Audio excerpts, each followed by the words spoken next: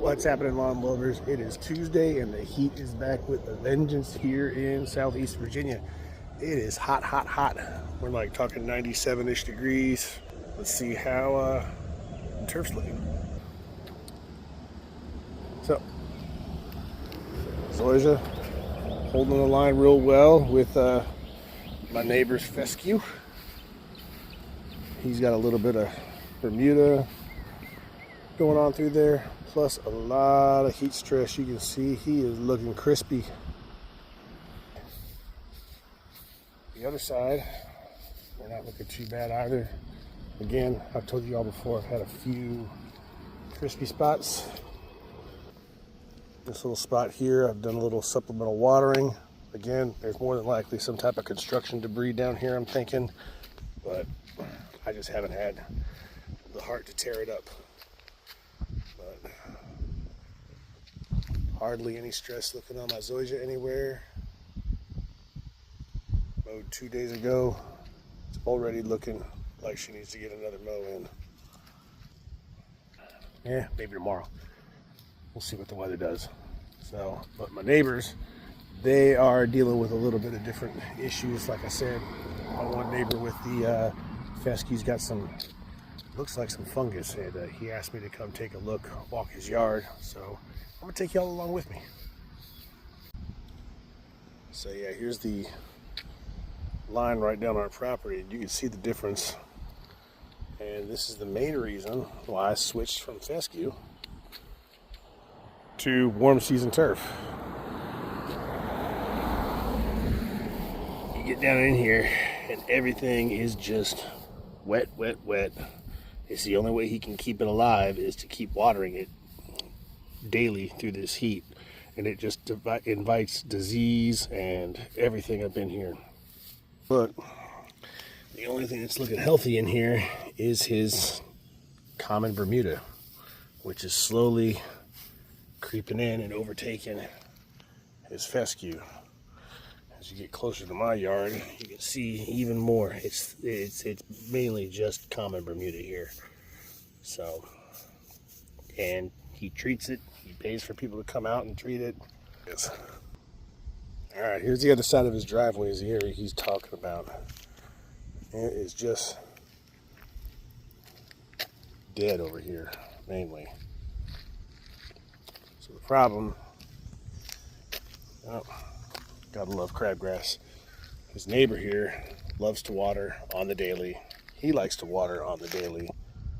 So his turf is always just very, very, very wet.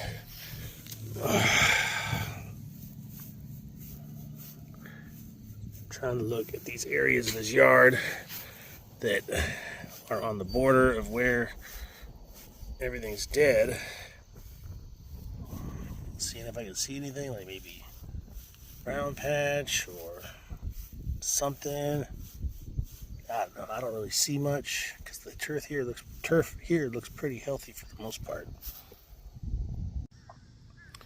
So going up deeper into his yard, anywhere I see some dead stuff, I'm looking through, digging down to the roots. I don't see anything down in there. No bugs. I don't see anything specifically on the surrounding grass blades. No clear signs. I mean, it's a little damp. It's damp down there. It's wet. Maybe it's overwatering. Oh, what's that? Hold on. Nope, that's just a spider. Never mind. Thought maybe chinch bugs or something, but no, I don't see anything in particular. I used to have some of these same problems in my yard. Again, I got sick of dealing with this summer stress. He is growing a nutsedge forest. I think it's just the water. I think he's just overwatering at the wrong time of day. Because this is an area right here that gets a lot of water. You can see it by the way everything's laid down flat like this, and it's all damp and turning brown. I mean, it's mold, fungus type stuff here, but I mean, it's not super damaging to the turf that is higher up where the water runs away from.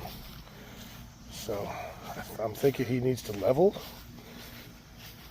and change his watering habits, because yeah, look, it's everywhere the water runs. Right here, right through here. The water comes, it comes right to here, and comes right down, and you can see where it's thin, it's where the water runs. So I'm thinking it's a drainage and a water issue for my neighbor. I mean, I'm going to tell him to do a little bit of preventative fungicide to help treat some of it, but I need him to change his watering habits. Again, this is why I swapped from my fescue to having the warm season turf in my front yard. Every year it was the same thing. I would have to water and water and water just to keep my turf alive during the heat of the summer. We're sitting here with this 105, 110 degree heat, and it would just bake it. The only way to keep it alive is to give it water, and with the humidity here in southeast Virginia, that just invites the disease.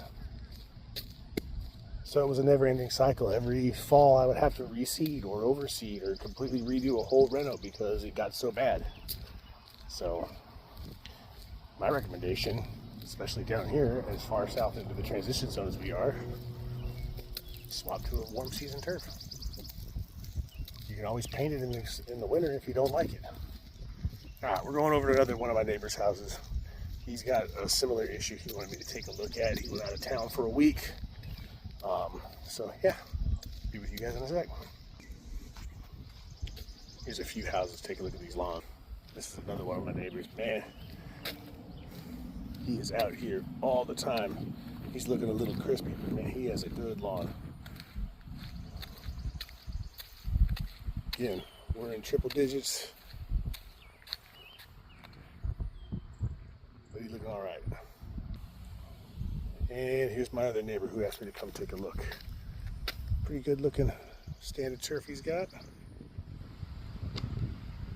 but just a little bit of nuts edge. Yellowing up nicely though. He's going to take her out. Yeah, I like it. I like it. Dying nuts edge. All right. My neighbor here asked what's causing his lawn to do this, so we're going to come up here and take a look. It's by his driveway.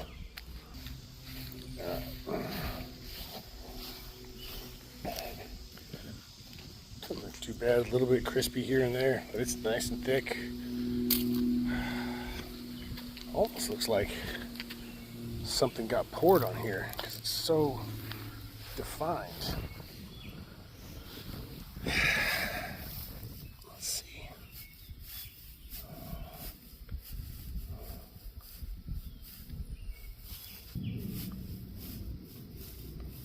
It is crispy, but on the turf surrounding it, there is a little bit of yellow in here and there, but I mean, it's fescue in the dead of summer, so it's going to do a little bit. But I don't see any signs of any type of, I don't see nothing. Brown patch, dollar spot, nothing. I don't see nothing in here. No pythium. But this is crispy as heck.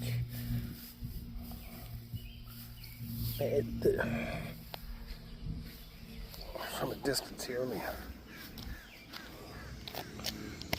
it is so stark, like from there to there and there.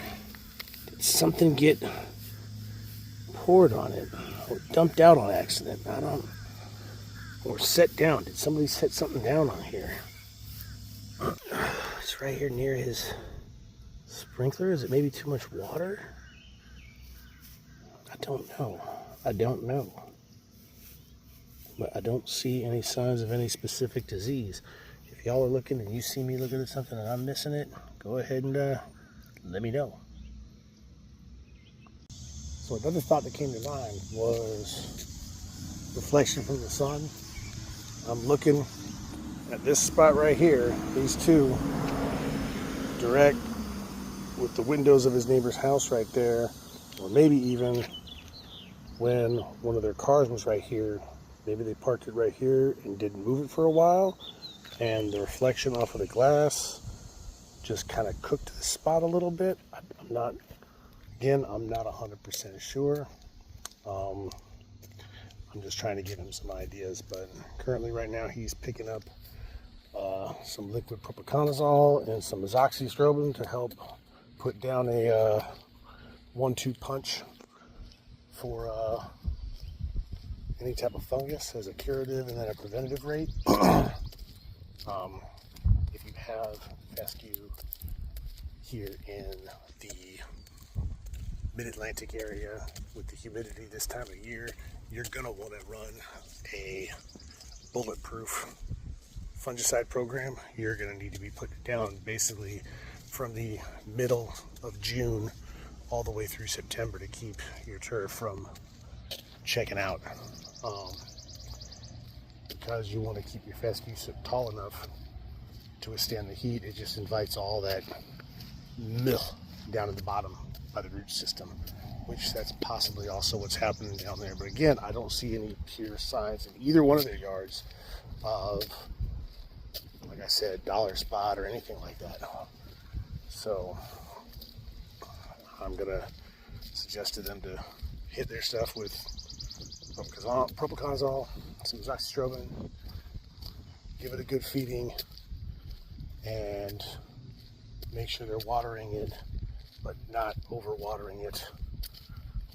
You hear people say all the darn time though, you gotta water it early in the morning. Well, my main watering, is done early in the morning. I water it deep and frequently, and I do those like maybe 2 times a week.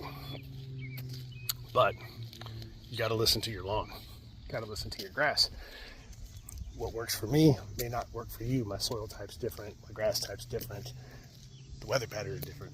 So if my grass is looking thirsty, I give it a little bit of a drink. If it's really, really hot outside, I'm gonna give it a little bit of, what did Pete with GCI Turf call it? Syringing it a little bit, just giving it a little 5-minute spurt, kind of like spraying water on your face when you're outside trying to cool yourself off. Try to cool the turf down just a little bit. Excuse me. So, one more look at my over here. So yeah, this is all the low-lying areas of his grass. I'm thinking it's the water. It's sitting in here, and it's just, you can see it just, it's sitting in here. Everything's all flattened down. It's got that little black crusty bark. Yeah, I'm thinking he's putting too much water down at the wrong time, and it's just drowning those areas. Plus, most areas that he's having the issues. Your favorite plant in mine, nutsedge, is all over his stuff. So that's what I'm going to recommend to them, is to change their watering habits a little bit and get down a good fungicide program. So, all right, well, that's enough for me in the lawn today. Like I said, it's over 100 degrees here, and I'm already sweating just by walking 5 houses up. So, hey, lawn lovers, have a good day.